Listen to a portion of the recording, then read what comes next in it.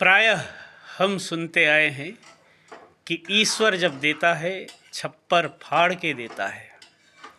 ऐसा भी सुनते हैं कि वो जब लेता है तो छपरी भी नहीं छोड़ता।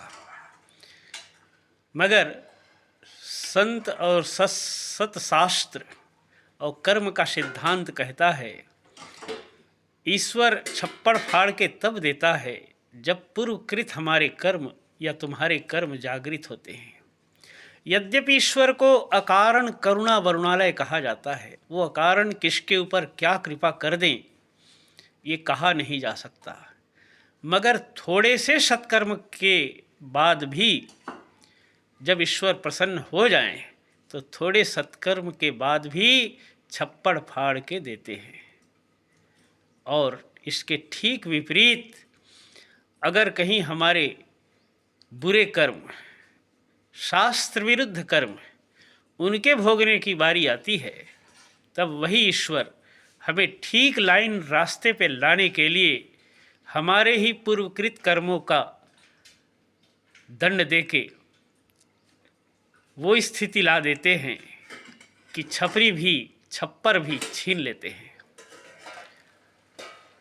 इससे सिद्ध होता है कि कर्म ही है जो भगवान को छप्पर फाड़ के देने के लिए, और कर्म ही है जो भगवान को छपरी भी उजाड़ देने के लिए कुछ न कुछ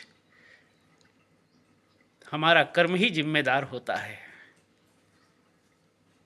ये बात अलग है कि भगवान को भजने, भगवान को स्मरण करने, भगवान का नाम लेने से पापों का प्रायश्चित होता है और भगवान हमारे बुरे कर्मों को दंड देने के लिए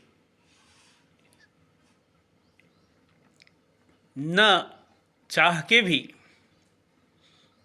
नज़रअंदाज कर देते हैं। वैसे साफ कहा गया है, कर्म प्रधान विश्व करी राखा, जो जस करहि सो तस फल चाखा। भगवान के पास हमारे तुम्हारे सभी कर्मों का हिसाब है। मेरे मालिक की दुकान पर है सबका वही खाता, लेन देन और जमा खर्च का सही हिसाब लगाता। बड़े कड़े कानून प्रभु के, बड़ी कड़ी मर्यादा, किसी को तोला कम ना तौले और न रत्ती ज़्यादा। बड़े कड़े कानून प्रभु के, बड़ी कड़ी मर्यादा।